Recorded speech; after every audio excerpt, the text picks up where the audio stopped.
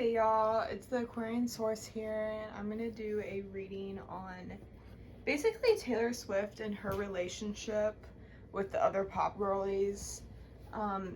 If you are on the internet, especially if you are on the pop culture side of the internet, you've known about this secret beef almost about Taylor Swift and basically all the girls that are releasing albums right now. Every time there's a girl that releases an album, Taylor Swift re-releases her album, just a different variant. It's weird. I guess that's where I should start, is if it's actually true she's doing this on purpose.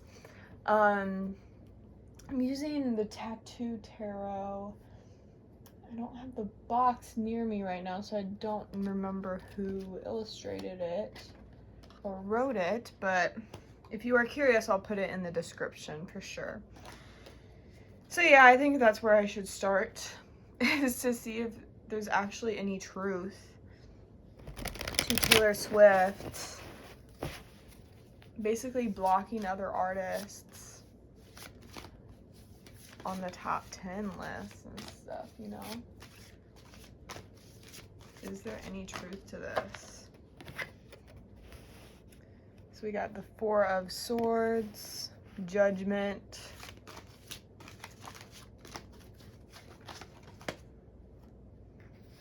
the Hierophant reversed. Okay, this is interesting. Of course, it isn't giving me a straight answer because it never does, right? So the Four of Swords here is about needing a break. And the Judgment is, I read Judgment as like a group of people or like the general public, basically the viewers, right? And then we have the Hierophant reverse, which is like a disloyalty. So this is kind of highlighting more that everyone's just sick of her right now. Not everyone. You know, she's always gonna have fans that want more of her. But people who aren't like diehard fans, they're getting sick of her. They need a break from all the publicity type stunts, dealios, just how the media just attaches to her.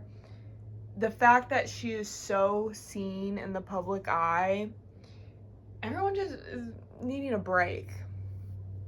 It reminds me a lot of how Margot Robbie, after she made the movie Barbie, she literally just kind of took a hiatus almost, and she just hasn't really been in the public eye since. That's what Taylor Swift needs to do at this point for her own career. But I'm going to ask again, was the chart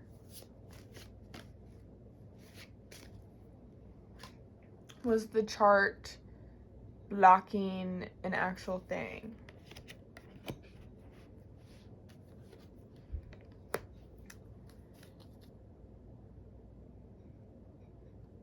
Yeah, I definitely think it is.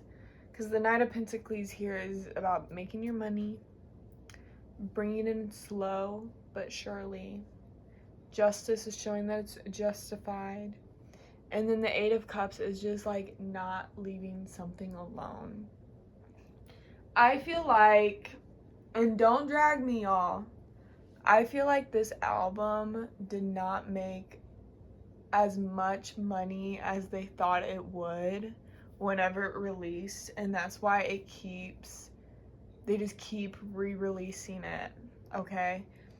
Because they were expecting not only Taylor fans to enjoy this album, but everybody to enjoy this album. So that's why they just cannot let it go, because they still think they need to make money from it. They still haven't hit the top percentage of money they can get. I hope that makes sense.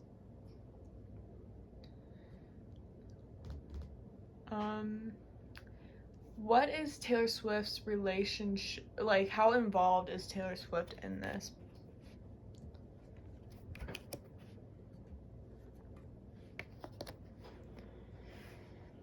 Yeah, she's not she's not as involved as a lot of people make her out to be.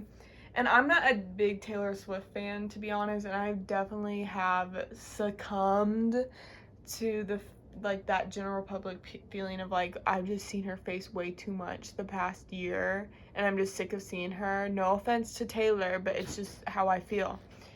But yeah, I'm reading this and this is saying, yeah, this is, you know, this is out of her hands at this point. Sure, she is like the image and she is the one who makes the most profits off of it, etc., etc. But with the Wheel of Fortune here, it's just like it's bigger than her at this point. If she said, "Hey, let's stop re-releasing this album," I don't think it would just happen.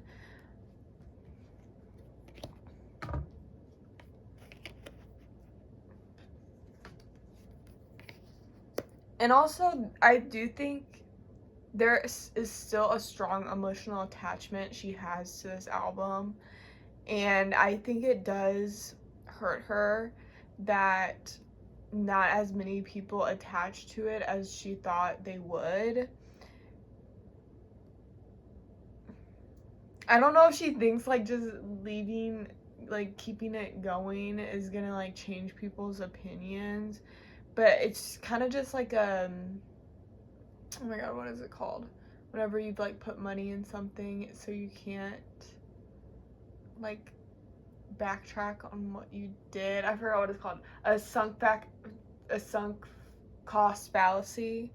That's kind of what it is at this point, where she's like, I put so much of like not only my financial well-being but like my emotional well-being into this album, and I just cannot let it go. She cannot let it die either. And also with the Two of Swords too, it's kind of like she doesn't even really know how to at this point. I think she's very much the type of person where she's like, I'll let this go whenever I have something new to be doing. I don't think she necessarily has the new to be doing yet. Also, this is very much giving like this is just not the end of this era. She definitely planned it out in her head and she's like, no, this era is supposed to last for like 2 more years or whatever, or 1 more year. This is supposed to last longer. I need to make it last. She is on a time limit thing. So are the people around her, so that's why they just keep pushing it. Now, is there any ill will towards the other female artists? We have Chariot reversed, King of Swords reversed, and Seven of Wands reversed. Ooh. I think the way people have been reacting has really hurt Taylor Swift's feelings. And I think since her feelings are hurt, she's actually like kind of doubling down and she's like, oh, I'm not doing anything wrong. With the Seven of Wands too, it's like she's not gonna admit defeat. She, and the way she sees it, it's like, I'm trying to verbalize this correctly, but it's like there's just so much going on in my brain while reading this. She thinks like at this point, if she stops re-releasing, if she stops catering this album, pretty much, it's gonna be admitting defeat and showing that she isn't actually strong enough to defeat the haters or whatever. With the King of Swords too, it's like I need to make it seem like I'm smarter than everybody else. I think she thinks that if she backs off, she might come across as like, I don't know. She just would be like, oh, people wouldn't think I'm as calculating. I was cowering towards people, you know. I hope that makes sense, because like in her brain she's just so like she has Scorpio placements, okay? She definitely like it's hard for her to admit things, admit wrongdoings. And if she does, I feel like she's like, oh, that makes it seem like I wasn't actually as calculated as people thought I was, or my fans thought I was. She wants to stay in her calculated position. Okay, now I'm going to switch over to, like, her relationship with different girlies, okay? I'm going to start with, for some reason, I really want to start with Sabrina Carpenter. Let's do Taylor, Sabrina. Oh, okay, and the relationship between them. Interesting. I'm going to reshuffle the other cards in real quick. But okay. It's interesting because I think their cards would be switched. So Taylor is showing up with the Six of Cups reversed, and this could be like siblings and stuff. So I definitely think Taylor sees a lot of her younger self in Sabrina. She sees her like a sibling, you know, like the dynamic between like an older sister and a younger sister, where it's like, oh, you wouldn't be who you are today without me. And it being reversed too, I don't think, it's not happy feelings when it comes to Taylor with it. She's just like, yeah, that's my little sister, or supposed to be my little sister, who doesn't recognize the emotional hardship I've done for them. That's kind of what it feels like. While Sabrina is showing up as the Queen of Pentacles reversed, which is interesting because with it, okay, so upright, the Queen of Pentacles has her shit together, okay? She knows what, where, when, who. She knows how to make the most money. She knows how to be also the most caring person in the room at the same time. She knows how to handle all of it. But reverse is showing that there are some cracks in Sabrina's foundation right now. I don't know if this could be like an insecurity she has towards Taylor, but for me, it just seems like her actual just like overall energy is very Queen of Pentacles reverse, where I don't think she really understands the inner workings of everything that is behind her image right now. It's kind of like JoJo Siwa, where it's like, you know damn well JoJo Siwa doesn't know every single bow that she has out. I feel like it's the same with Sabrina, where she doesn't really have a say in much, and she might not be seeing all her money right now either. She might not be given it straight up. It could be like a shitty contract. There's so much going on. There's so much going on in her life right now that she just cannot keep track of it. So in relation to Taylor, I feel like that's maybe the distance that Taylor feels, is truly just Sabrina all of a sudden having all these things that she has to do and all that. The card in between them is the Nine of Wands reverse, which is like letting down your barriers, getting vulnerable. So I do feel like Taylor is right when they do have a special sibling type relationship with each other. I feel like they've both been pretty vulnerable with each other, maybe not 100%, but in relation to other relationships within the industry they've had, they have been very vulnerable with each other. However, with the Nine of Wands, this could be kind of like wounded and like maybe saying the wrong thing to somebody and hurting their feelings. And it doesn't feel like malicious. It seems like maybe they've just done things to each other that kind of just rubbed each other the wrong way, just like a sibling relationship. But yeah, I feel like they're both kind of closed off from each other, but there's definitely still a chance here for them to reconnect and be as close as they once were. I don't know if they were super, super close, but I'm just saying, like, relatively speaking to their relationships with other singers, right? Okay, I'm gonna go into, I guess I'm just gonna jump right into Charlie because I feel like that's who everyone's talking about right now. Okay, so we have Taylor Swift showing up as the Empress reverse, which makes a lot of sense, okay? Charlie showing up as Death, huh?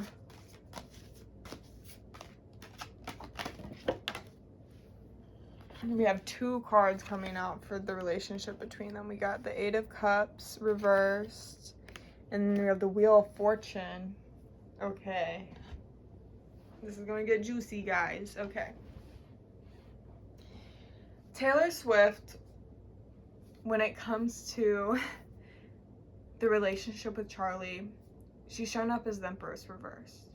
And this is a woman who doesn't adequately like take care of themselves, put their needs first. I liken it to like a mother that puts everyone in her household before her. She doesn't even think about herself. She's just very, and this could like come off like in insecure ways. Like I have seen this card being described as like a pick-me girl, but the pick-me energy, the true wound with the Empress reverse is just like a lack of care for self and for femininity and for taking care of yourself and acknowledging the wounds that you might have and where you need to be nurtured. Taylor feels like she has never gotten through to Charlie. And with the Death, that is so opposite of the Empress too. It's like Taylor has always felt like she's talking to a brick wall when it comes to Charlie. I don't think they've ever been able to relate to each other, ever. And then with Charlie here, she's coming up as the Death card, which is like about ultimate transformation. And this is interesting because I feel like, personally, I was never really a big fan of Charlie. I haven't really listened. I listened to a little bit of her new album, but whenever I see pictures of her, I'm like, oh, she's hot. Like, she is so cool. And I never really felt that way before this album cycle. So it's like she has transformed a lot. She has changed her public image tremendously, okay? And I feel like that's the self-care routine that Taylor Swift just does not have within her, that she just doesn't want to do. The Empress can be a little jealous, but I don't know if I really feel that intuitively. This is more just like the contrast of who they are personality-wise. Now, with the 8 of Cups reversed and then the Wheel of Fortune, this is where it's going to kind of get more complicated and really reflect the actual history of the relationship between each other. So with the 8 of Cups reversed, this is like refusing to leave. Not even seeing like, oh, it's greener on the other side. It's a stagnation. It's a stubborn choice to stay where you are because you don't even want to see what your life would be anywhere else. And then the Wheel of Fortune is about cycles and change. So I feel like the 8 of Cups reverse is describing Taylor, while the Wheel of Fortune is describing Charlie. I feel like, I mean, the most known aspect to the relationship between them right now, like the most notable, is how Maddie Healy, Taylor Swift, and then Charli XCX's fiance or whatever is in a band with Maddie Healy. So that's probably like the last time they really had contact with each other. I feel like Taylor might have done some really insecure type shit in front of Charlie, and she might be quite embarrassed about it. And she has not let herself evolve from that. She just keeps thinking of that time. While Charlie is just on a whole new fucking wave, okay? Like, that's really the issue between these girls. I don't think they're like fighting. I just think Charlie has moved on and Taylor hasn't. Moved on from what? I don't know. I could draw more cards, but this reading is getting pretty long. If you want a reading specifically about Taylor and Charlie, I will 100% do that. But yeah, it's just, they are like each other's worst nightmares. It's like they look at each other and like, oh, I don't want to do that. Like, I wouldn't want to be her. Which is kind of crazy. Okay. I guess I'll do Billy real quick too. Miss Billy girl, okay? First I'll do Taylor. Taylor, ooh. Okay. Taylor, Billy. Speaking of a break, right? The relationship between them. Why do I feel like they were supposed to collab at one point? That's like a really ballsy thing because I feel like they are so opposite of the spectrum of each other. They're supposed to do something together to make money. Or right now. I don't know. Okay, wait. Let me go back a little bit. So, Taylor's showing up as the Five of Pentacles, which is like being left out in the rain, feeling abandoned. Okay, feeling abandoned. Billy is showing up as the Four of Swords, which is about taking a break, a much needed break, relaxation. And the relationship between them is Knight of Pentacles, which is slow moving money, okay? It really feels like they were supposed to do some sort of project together, which I literally, like, I cannot imagine that at all. But it's showing up, okay? Maybe Taylor was supposed to work with Phineas or something, I don't know. But Taylor feels abandoned by Billy in some aspects, especially monetarily. She's like, she took my bag. For some reason, Taylor feels that way. While Billy, just like everybody else in the world, is like, I just need a fucking break from her. Damn. Okay, I'm gonna keep it trucking because that one was pretty self-explanatory, right?